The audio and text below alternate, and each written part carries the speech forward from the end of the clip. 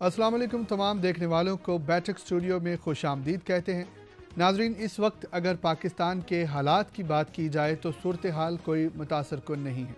महंगाई out of control है और आम आवाम का जीना दोबर है, जबकि दूसरी जानब सियासी सूरत हाल भी कोई ख़ास बेहतर होती हुई नहीं नज़र आ रही।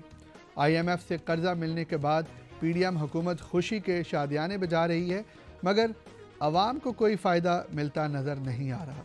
सिर्फ नाम के जमहूरी मुल्क में इलेक्शंस होते नज़र आ रहे हैं, क्योंकि फ़ैसले कहीं और से होते हैं और इस पर मुल्क की 10-11 पार्टियां मिलकर एक पार्टी को खुडे लाइन लगाने पर बहुत कोशां है और भरपूर कोशिश कर रही है। बल्कि आइंदा इलेक्शन में पाकिस्तान तहरीक इंसाफ का पत्ता साफ हो जाए। इस सारी सूरत हाल में चेयरमैन पाकिस्तान तहरीक इंसाफ और उनकी पार्टी का क्या लाया अमल है और वो अपनी पार्टी का मुस्तकबिल कैसा देख रहे हैं, और चेयरमैन पाकिस्तान तहरीक इंसाफ की गिरफ्तारी और इलेक्शन की क्या तैयारियां होंगी, इन सारे सवालात के जवाब जानने के लिए हमने रऊफ़ हसन साहब, जो कि पाकिस्तान तहरीक इंसाफ के सेंट्रल इंफॉर्मेशन सेक्रेटरी भी हैं, अपने प्रोग्राम बैठक स्टूडियो में ज़हमत दी है। I cordially welcome you to the Baithak studio sir. Thank you, sir. Very kind of you. It's such a pleasure being here in Doha. सवालों की तरफ बढ़ते हैं तो पहला सवाल ये है कि पाकिस्तान तहरीक इंसाफ से ये दावा किया गया था कि 9 मई के हवाले से शवाहिद पेश किए जाएंगे, तो आपके ख्याल में वो ठीक वक्त कब है, कब वक्त आएगा जब आप शवाहिद पेश करेंगे? हमने तो ऐसा कोई क्लेम नहीं किया था। मेरा ख्याल जो दूसरे लोग हैं वो ये क्लेम करते रहे कि वो शवाहिद पेश करेंगे, तो हम भी इंतज़ार कर रहे हैं कि कब वो शवाहिद पेश करें। अभी मैं जो मिलिट्री कोर्ट्स का जो मसला है वो तो सब जुडिस है, वो सुप्रीम कोर्ट में है, उन्होंने फैसला करना है कि क्या मिलिट्री कोर्ट्स बन सकती हैं कि नहीं। जहाँ तक रहा चालान्स पेश करने का, तो अभी तक तो चालान्स पेश नहीं, तो हम भी इंतज़ार कर रहे हैं भाई कि किस वक्त ये सारा मामला जो है। लेकिन बियॉन्ड दैट तकरीबन 180 केसेस जो हैं वो खान साहब के ऊपर इस वक्त रजिस्टर हो चुके हुए हैं और वो डेली बेसिस के ऊपर अदालतों में पेश हो रहे हैं ताकि बेल्स जो हैं उनको कंफर्म किया जाए, रीकन्फर्म किया जाए, रीकन्फर्म किया जाए। तो वर्चुअली एवरी डे रोज़ाना की बुनियाद पर वो 2 दिन पहले जब वो इस्लामाबाद आए थे तो उस दिन 26 केसेस में उन्होंने बेल करवाई थी। उससे एक दिन पहले संडे को 13 केसेस में बेल कराई थी। तो ये हालत वर्चुअली रोज़ाना की है। तो अभी तक तो ये बेल्स का जो ये चल रहा है। बाकी केसेस जब पहले ये फैसला करेंगे कि फौजी अदालतें बननी है कि नहीं, अगर फौजी अदालतें नहीं बननी तो फिर सिविलियन अदालतों में ये केसेस जाएंगे और फिर देखेंगे कि उनको क्या करना है, किस तरीके से परस्यू करना है। हाँ, ये ज़रूर है आपके सवाल की थोड़ी सी एक्सटेंशन में कि जहाँ दूसरे लोग क्लेम करते हैं कि उनके पास शवाहिद है, तो हमारे पास भी फुटेजेस मौजूद हैं जिसमें कि बहुत कुछ आश्कार होगा। जब वक्त आएगा तो वो चीज़ सब अदालत में जाएगी और लोग देखेंगे कि क्या हुआ, टोटल क्या हुआ, क्या काम। बिल्कुल सर, पाकिस्तान तहरीक इंसाफ की कह लें, if I am not wrong, के ख्वाहिश भी सामने आई और वो PDM हुकूमत के साथ मुज़ाकरात करने के लिए भी तैयार हैं। अगर ये मुज़ाकरात हो जाते हैं तो इसका फ़ायदा किसको होगा? देखिए, मेरी कंटेंशन यही रही है हमेशा से। Before I took over as the information secretary and since I have taken over as the information secretary कि PTI एक सियासी जमात है, हमारे सियासी अहदाफ, और हमने उनको एक सियासी तरीके से हासिल करने की कोशिश करनी है with in the constitutional and rule of law domains. तो सियासत में बातचीत के रास्ते बंद नहीं किए जाते। वो मैं एक थिंक टैंक भी चलाता हूँ और उसमें हमारे किस ज़माने में इंडिया पाकिस्तान डायलॉग हो रहा था, तो उसमें इंडिया के एक डेलीगेट है मनीशंकर राय साहब, बड़े जाने पहचाने जी बिल्कुल आने वहाँ के। तो उन्होंने कहा था कि जब इख्तलाफात होते हैं तो जो डायलॉग है उसकी ज़रूरत और बढ़ जाती है, और जब इख्तलाफात शदीद होते हैं तो उस डायलॉग की ज़रूरत शदीद हो जाती है। तो उन्होंने एक टर्म कॉइन की थी और मैं उसमें बिलीव करता हूँ इंडिया पाकिस्तान के कॉन्टेक्स्ट में, बट मैं उसको जनरल पॉलिटिक्स के कॉन्टेक्स्ट में भी मैं उसमें बिलीव करता हूँ कि India and Pakistan should engage in an uninterruptable dialogue. So सियासी जमातों के दरमियान भी ये जो डायलॉग है ये इंटरप्ट नहीं होना चाहिए, इसको जारी रहना चाहिए, क्योंकि मामलात हैं अल्टीमेटली वो बेस के ऊपर बैठ के ही हल होते हैं। तो इसमें किसी की जीत या किसी की हार नहीं है। हमने हमने कहा था जी कि हम तमाम स्टेक होल्डर्स से, वो सिविलियन स्टेक होल्डर्स हों या वो मिलिट्री के स्टेक होल्डर्स हों, हम उनसे बात करने को तैयार है। बल्कि खान साहब ने तो एक कमेटी भी बना दी है। सो जिस वक्त भी ये लोग चाहेंगे वो उनसे बातचीत हो सकती है। लेकिन उनको खान साहब के खिलाफ मुकदमे दर्ज करने से फुर्सत मिले तो वो बातचीत की बात करें। वो तो मेरा ख्याल है कि कहीं और ही वो तो एक उनका जो नैरेटिव है वो टोटली जो और है, और उनके जो अहदाफ हैं वो भी टोटली। मैं सिर्फ इंटरव्यू में एक कदम आपको पीछे लेके जाऊंगा कि 9 मई के बाद पाकिस्तान के हालात बहुत ज़्यादा तब्दील हो चुके हैं। हर बंदे के अपने नज़रिए के मुताबिक कोई किसी को नेगेटिविटी नज़र आ रही है तो किसी को पॉजिटिविटी नज़र आ रही है। पाकिस्तान तहरीक इंसाफ और इमरान खान साहब के ऐसे हालात में मुस्तकबिल को लेके क्या प्लान्स हैं पार्टी के हवाले से? देखिए जी, 9 मई को जो कुछ भी हुआ वो इंतहाई कंडेमनेबल है, और वायलेंस जो है वो पॉलिटिक्स पे कभी नहीं आनी चाहिए, किसी अंदाज में नहीं आनी चाहिए जी। तो वो जो कुछ हुआ वो, और हमने इसीलिए हमारी डिमांड ये है कि इसके ऊपर एक सुप्रीम कोर्ट एक कमेटी बनाए और वो इसको टोटली इन्वेस्टिगेट करे, थरली इन्वेस्टिगेट करे और पता करे कि क्या हुआ, किस तरह हुआ, क्या वजूहात थी, क्यों हुआ, और उसके बाद फिर आगे बढ़ा जाए। उस तरफ मेरा ख्याल है कि अभी कोई पेशकदमी हुई नहीं है। जैसा कि मैंने पहले कहा है कि मामला सब जुडिस है, सुप्रीम कोर्ट में पड़ा हुआ है, क्योंकि उन्होंने पहले फैसला करना है कि मिलिट्री कोर्ट्स बन सकती हैं कि नहीं।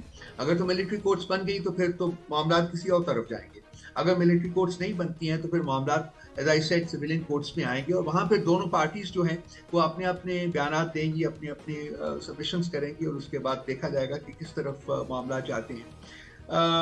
हमारा जो 9 मई के बारे में जो हमारी कंटेंशन है वो बिल्कुल वाज़ेह रही है। हमने बिल्कुल किसी किस्म की एम्बिग्विटी का इजहार नहीं किया। कंडेमनेबल थे, नहीं होना चाहिए था, वायलेंस नहीं होनी चाहिए थी, जो कुछ हुआ है वो नहीं होना चाहिए था। लेकिन अब आगे बढ़ने का वक्त है, आगे बढ़ना चाहिए, और उसकी बुनियाद के ऊपर किसी एक पोलिटिकल पार्टी को ख़त्म करना जो है वो भी जायज़ नहीं है, और वो भी और हो नहीं सकेगा क्योंकि जितना ज़्यादा प्रेशर डल रहा है पीटीआई के ऊपर, पीटीआई की जो रेटिंग्स है उतनी ज़्यादा इंप्रूव करती जा रही है। ये एक हकीकत है जिसको सब लोग अब एक तरफ मान भी रहे हैं, और दूसरी तरफ जो अपनी कोशिशें हैं पीटीआई को पोलिटिकली लिटरेट करने के लिए वो भी जारी रखें। बिल्कुल सर, पिछले बैठक स्टूडियो के लास्ट एपिसोड में एक स्टेटमेंट सामने आई थी हसन नवाज साहब की तरफ से, जो कि मिलिट्री अप्रूव्ड डिफेंस एनालिस्ट भी हैं। उनसे जब मैंने सवाल किया कि इतने 3-4 किलोमीटर अवाम पैदल चल के आई है, सिर्फ उनके पास डंडे थे, कोर कमांडर के घर वो गए हैं और 3-4 घंटे उन्होंने वहाँ पे आपके बकौल वो तबाही मचाते रहे हैं, कॉल्स भी गई हैं, तो दफ़ा 44 लगने के बावजूद भी वहाँ पे पुलिस मौजूद नहीं थी, हुकाम वहाँ पे मौजूद नहीं थे, तो इसका कसूरवार किसको ठहराते हैं? तो उन्होंने कहा था कि ये तो बिल्कुल नून लीग की ही जिम्मेदारी थी, और ये नून लीग चाहती थी कि पाकिस्तान तहरीक इंसाफ और आर्मी आमने सामने हो। आपको भी लगता है कि ये नून लीग की साजिश थी, या ये वाकई ही पाकिस्तान तहरीक इंसाफ के कारकुनान थे वहाँ पर? देखिए जी, पार्टी का आप जिक्र कर रहे हैं नून लीग, और इसके जो हवारी हैं इस वक्त हुकूमत में बैठे हुए, तो तमाम का जमहूरियत में कोई, जमहूरियत के साथ दूर पार का भी इनका कोई अमल दखल नहीं है, और जमहूरियत में किसी किस्म का इनका फेथ नहीं है। कंसिक्वेंटली अगर आप इनकी 30-35 साल पॉलिटिकल तारीख के ऊपर नज़र डालें तो आपको इस कंक्लूजन को, इस नतीजे के ऊपर पहुंचने में बिल्कुल वक्त नहीं लगेगा कि ये इन्होंने तमाम नॉन डेमोक्रेटिक तरीके जो है वो अपनाए हैं। इन्होंने पैसे का इस्तेमाल किया है। पैसे में नवाज शरीफ साहब वो पहले सियासतदान थे जिन्होंने कि एक बल्क में पैसा यूज़ किया पॉलिटिक्स में, तो ये हर चीज़ खरीदते हैं। तो हमारे यहाँ एक जोकिंगली बात बन गई थी कि जी अब आपको वकील रखने की ज़रूरत नहीं है, अब आप जजेस रखते हैं।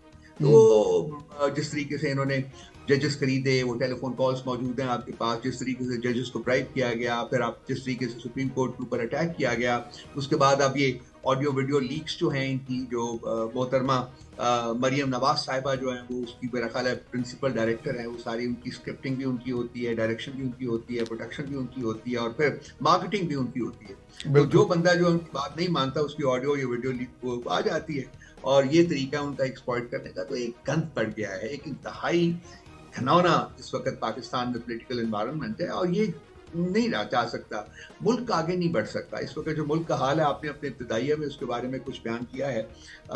ये 3 बिलियन का जो इनको रिपीट मिला है IMF से, ये इसकी डिस्ट्रीब्यूशन जो है वो बहुत इंपॉर्टेंट है, उसके ऊपर आपको ख्याल रखना चाहिए कि इसमें से 1 बिलियन मिलेगा इस इनकम्बेंट हुकूमत को, ताकि वो they can tide over the time till the holding of elections. That is very important.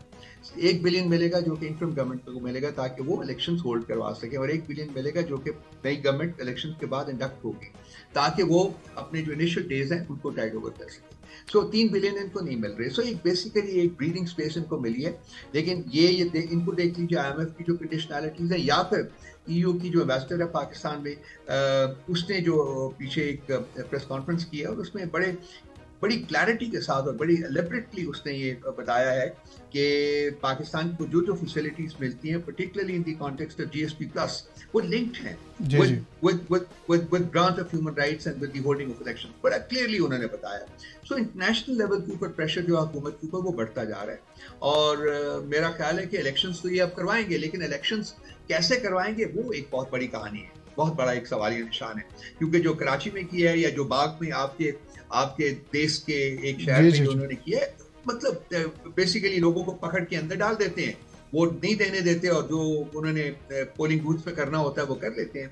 लेकिन अगर उन्होंने नेशनल लेवल के ऊपर इस किस्म का काम करने की कोशिश की तो let me project that there is going to be a lot of trouble in this country, और वो मुकम्मल नहीं हो सकेगा। ये मुल्क ऑलरेडी मैं फील करता हूँ कि एक ब्रिंक के ऊपर बैठा हुआ है, और बहुत सारे मसाइल, पॉलिटिकल मसाइल हैं, इकोनॉमिक मसाइल हैं, सोशल मसाइल हैं, मॉरल कोलैप्स है टोटल यहाँ इस मुल्क में इस वक्त unfortunately, and this is primarily because of these politicians जो कि लोगों की ज़मीर खरीदने में जो काम करते हैं। पॉलिटिक्स तो उनका काम नहीं है, सिर्फ लोगों की ज़मीर खरीदना जो उनका मेजर सोर्स ऑफ रेवेन्यू है। तो ये इनको चाहिए कि मेरा ख्याल है कुछ थोड़े से होश के नाखुन लें और इलेक्शंस करवाएं, और इलेक्शंस को फ्री एंड फेयर कराएं, और जो पार्टी जीतती है उसको हैंड ओवर करें और आगे बढ़ें। बिल्कुल, मैं तो ये बिल्कुल ठीक समझता हूँ कि पाकिस्तान की सारी अवाम ही चाहती है कि इलेक्शंस हों, जल्द अज जल्द हों, क्योंकि हम बाय लॉ के मुताबिक ऑलरेडी, आइन के मुताबिक हम ऑलरेडी बहुत ज़्यादा लेट हो चुके हुए हैं, और टोटल ट्रांसपेरेंसी के साथ इलेक्शंस हों।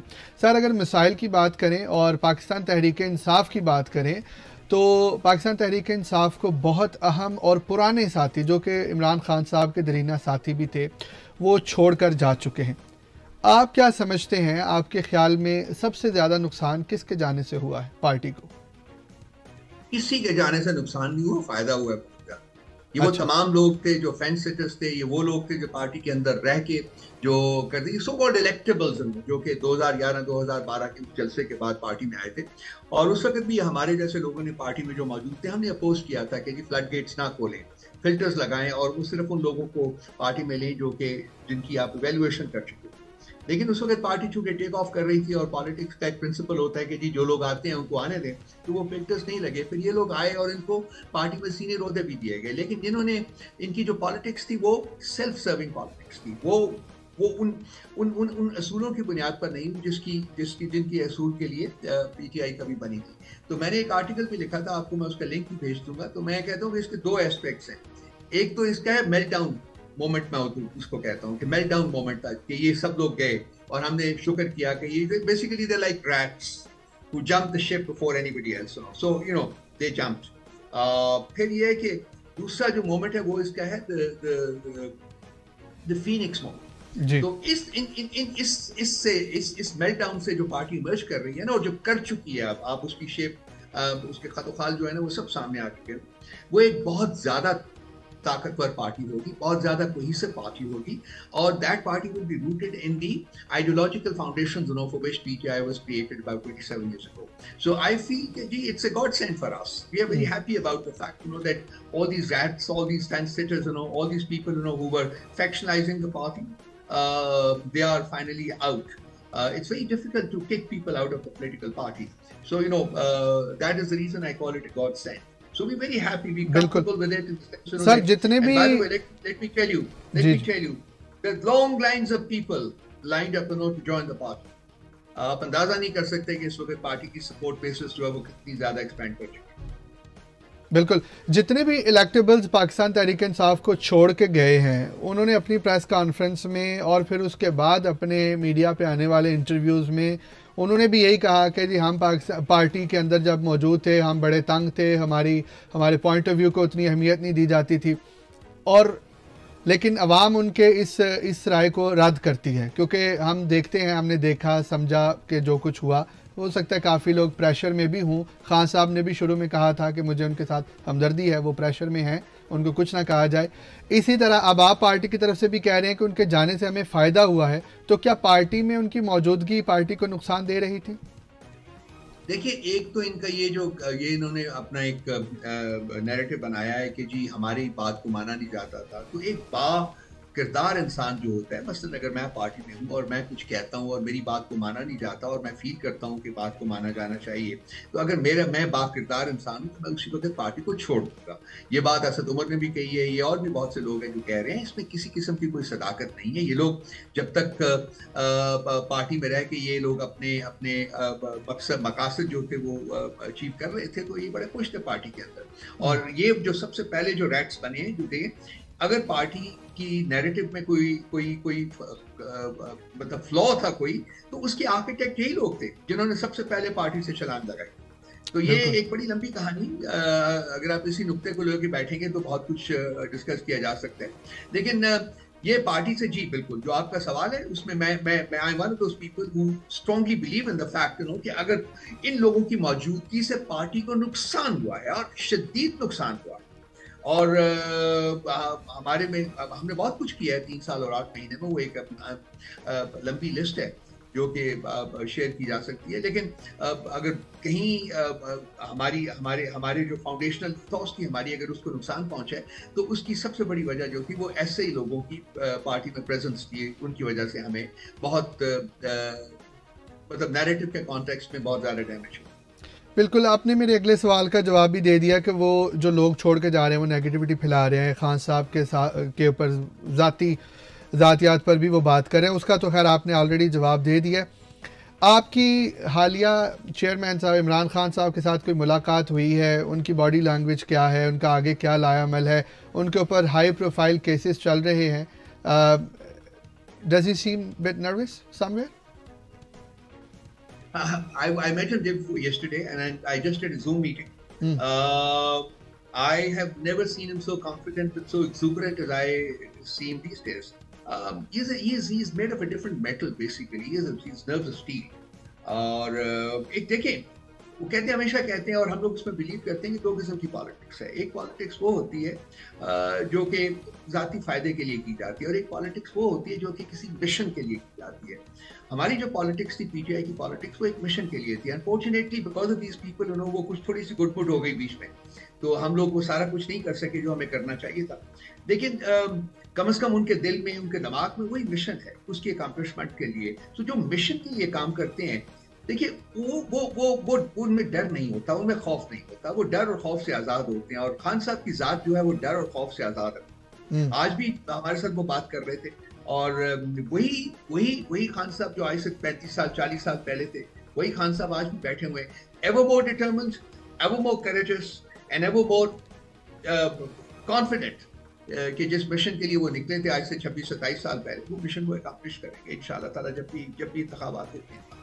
बिल्कुल सर, अगर नई बनने वाली पार्टी के बारे में बात करें, इस्तेहकाम पाकिस्तान पार्टी, तो चूँकि ये ज़्यादातर इसमें वही चेहरे हैं जो पाकिस्तान तहरीक इंसाफ को छोड़ के गए हैं, तो आपको लगता है कि इस्तेहकाम पाकिस्तान पार्टी पाकिस्तान तहरीक इंसाफ का नेमुल बदल हो सकती है? वो इसके बारे में जो हमने देखा था वो ये कि it's a party that was dead upon arrival. वो तो टेक ऑफ ही नहीं की पार्टी। वो देखिए जो वहाँ लोग बैठे हुए थे, उनके चेहरे छुपे हुए थे। मैं नलीम खान पार्टी लीड करेगा या जहांगीर तरीन पार्टी लीड करेगा, इनकी क्या क्रेडिबिलिटी है पाकिस्तान की पॉलिटिकल इलेक्ट्रेट? क्या ये इनकी पार्टी को लोग इलेक्ट करेंगे, वोट मिलेगा? और जिस किस्म के लोग जो हैं, सारे जो टर्न कोट्स हैं, वो इस पार्टी में शामिल हो रहे हैं, कोई जेन्युइन बंदा तो है ही नहीं। तो मेरा नहीं ख्याल। देखिए पाकिस्तान की जो पॉलिटिकल लैंडस्केप है ना, वो बहुत बदल चुकी हुई है।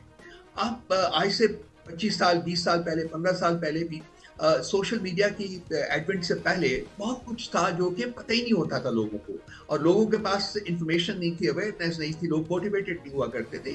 इंफॉर्मेशन, ये जो सोशल मीडिया के आने के बाद आज जो लेवल ऑफ अवेयरनेस है वो बिल्कुल बहुत बढ़ चुका है। आज लोग जो हैं उनको पता है कि कौन क्या है, और वो देख सकते हैं, और उनके दिमाग जो है वो they are very politicised, they think about these things very deeply and very very very thoroughly. तो ये पार्टियां जो हैं ये रेत की दीवार होगी। बिल्कुल बिल्कुल ठीक। पीटीआई की आप देखिए पिछले पिछले 13-14 महीनों की परफॉर्मेंस देखिए, जब खान साहब निकले हैं, जिन निकाला गया उनको, उसके बाद से आज तक देखिए कॉन्स्टेंटली अपवर्ड ट्रेंड है पीटीआई की रेटिंग्स में। we close to 80% at this moment in time, which is unprecedented in the political history of Pakistan.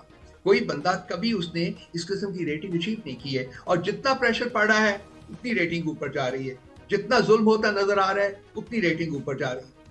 मैं लोगों को मिलता था तो वो कहते थे जी हम पीटीआई को वोट देते हैं, तो वो कहती हम वोट देंगे, पीटीआई को वोट देंगे। अब वो मुझे मिलते हैं तो कहते हैं जी टब्बर लेके आ सकते, टब्बर लेके वोट। तो ये है फर्क जो के पड़ा। बिल्कुल ठीक। तो पर्सन से सर पाकिस्तान जी जी पाकिस्तान तहरीक इंसाफ को कॉर्नर करते हुए पूरे मुल्क ने, पूरी अवाम ने देखा, लेकिन इसी अवाम ने यह भी देखा था कि अलीम ख़ान और जहांगीर तरीन ख़ान की खिदमात और मेहनतों से ही पाकिस्तान तहरीक इंसाफ वफाक में हुकूमत बनाने में कामयाब हुई, ये भी मुल्क ने देखा। लेकिन आज अगर उनकी हमें क्रेडिबिलिटी नज़र नहीं आ रही तो क्या वजह है, वो क्यों एकदम से नाकाम हो रहे हैं? देखिए मैंने उस वक्त जब वो हमने उनको लिया था और आपके कहने के मुताबिक उनकी मदद से हम लोग हुकूमत बनाने पाए थे, तो खान साहब आज अपनी उस गलती को मानते हैं। वो कहते हैं जी कि अगर मैंने ये गलती की है तो वो ये की है कि मैंने उस वक्त हुकूमत बनाई, मुझे हुकूमत नहीं बनानी चाहिए थी, क्योंकि मुझे स्ट्रॉन्ग हुकूमत चाहिए थी, मुझे नंबर्स चाहिए थे ताकि मैं इस मुल्क के सिस्टम को बदल सकता, क्योंकि इस सिस्टम के अंदर रह के आप इंप्रूवमेंट नहीं कर सकते। ये माफियाज का मुल्क है, ये कार्टेल्स का मुल्क है, ये क्रिमिनल्स का मुल्क बन चुका हुआ है अनफॉर्चुनेटली, जिस तरीके से इसको मैनेज किया गया है। तो ये लोग उस वक्त जब हमारे पास आए, जैसा कि मैंने पहले भी आपको पिछले 1-2 सवालों के जवाब में कहा है कि इन्होंने डैमेज किया, लेकिन इनकी क्रेडिबिलिटी बनी खान साहब की क्रेडिबिलिटी की वजह से। खान साहब की क्रेडिबिलिटी कभी नहीं बनी इन लोगों की credibility, because they never had any credibility. बिल्कुल तो इसलिए मैंने अर्ज किया कि इनकी वजह से हमें डैमेज हुआ है, हमें नुकसान हुआ है, और आज हम बहुत खुश हैं जो पाकिस्तान पीटीआई के आइडियोलॉजिकल वर्कर्स हैं कि शुक्र है खुदा का ये लोग निकले गए हैं, और आज we are back to our ideological weekend. बिल्कुल ठीक है सर। अगर इसी साल जनरल इलेक्शंस होते हैं और पाकिस्तान तहरीक इंसाफ को कालेदम नहीं करार दिया जाता, तो पाकिस्तान तहरीक इंसाफ इमरान खान साहब की क्या तैयारियां हैं, और ऑन दी अदर हैंड आपको लगता है मतलब इम्कानात हैं पाकिस्तान तहरीक इंसाफ को कालेदम करार देने के? पाकिस्तान तहरीक इंसाफ को कालेदम करार देना बड़ा मुश्किल काम है जी। अगर इस मुल्क की अगर अदालतें जिंदा हैं, और मेरा ख्याल है कि आज भी जिंदा हैं, तो वो मतलब इस किस्म की जो ट्रैवेस्टी है उसको नहीं होने देगी, ये मुझे इसका यकीन है। बाकी रहा कि इलेक्शन तो होते हैं तो डिपेंडिंग ऑन के कितने फेयर कितने फ्री हैं, मेरा ख्याल है कि PTI will sweep the elections in Punjab, in KP and in parts of Sindh and Balochistan में। तो आपको पता है कि जो होता है वो उसी तरह से हुकूमतें बनती है, लेकिन मेरा ख्याल है कि हमारी सपोर्ट बेस वहाँ भी बहुत ज़्यादा बढ़ गई है।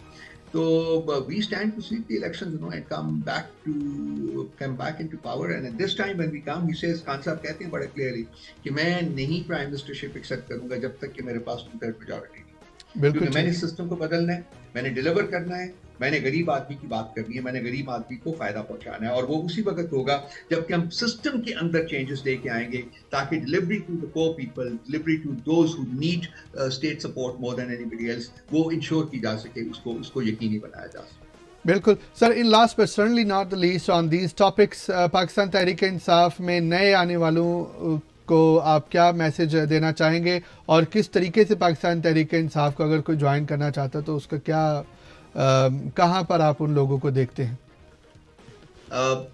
पाकिस्तान तहरीक इंसाफ में इस वक्त एक नई लीडरशिप इमर्ज कर रही है, और ये है यूथ की लीडरशिप है, और खान साहब कमिटेड हैं कि मैंने लीडरशिप रोल जो है आप जवान लोगों को देना है, उनको पार्टी लीड करे, पार्टी को वो लोग लीड करेंगे।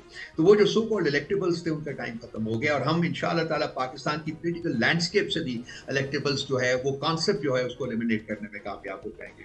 जो लोग पीटीआई में ज्वाइन करना चाहते हैं जनाब, कोई मुश्किल काम नहीं है, यू मोस्ट वेलकम। आप मुझे बताइए, मेरा कॉन्टैक्ट है, मुझे बताइए, मैं फैसिलिटेट कर दूंगा, या पीटीआई की जो वेबसाइट के ऊपर जाके वहाँ नोट लिख दीजिए, फौरन आपको वहाँ से जवाब आ जाएगा, आपको रिस्पॉन्स आ जाएगा, और आप उसकी बेसिस के ऊपर आप पार्टी ज्वाइन कर सकते हैं। मैं सबको इन्वाइट करता हूँ कि आइए, यही वक्त है पाकिस्तान की तकदीर बदलने के लिए, यही वक्त है पीटीआई ज्वाइन करने के लिए, ताकि एक नई किस्म की लीडरशिप, एक यंगर लीडरशिप जो है वो इमर्ज कर सके।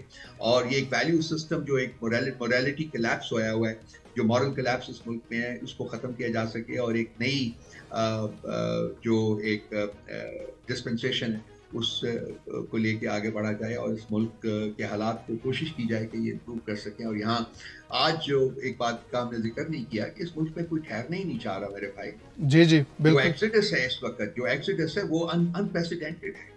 हर बंदा जो है वो जाना चाह रहा है, वो अमीर है या गरीब है, वो जाना चाह रहा है, कह रहा है इस मुल्क में नहीं, सवाए उनके जो कि करप्ट रूलिंग एलीट हैं उनका हिस्सा है और वो उनके इंटरेस्ट इस मुल्क के साथ जुड़े हुए हैं, वो ठहरना चाहते हैं। बाकी हर बंदा कहता है कि इस मुल्क में कोई मुस्तकबिल नहीं है, हम जाना चाहते हैं।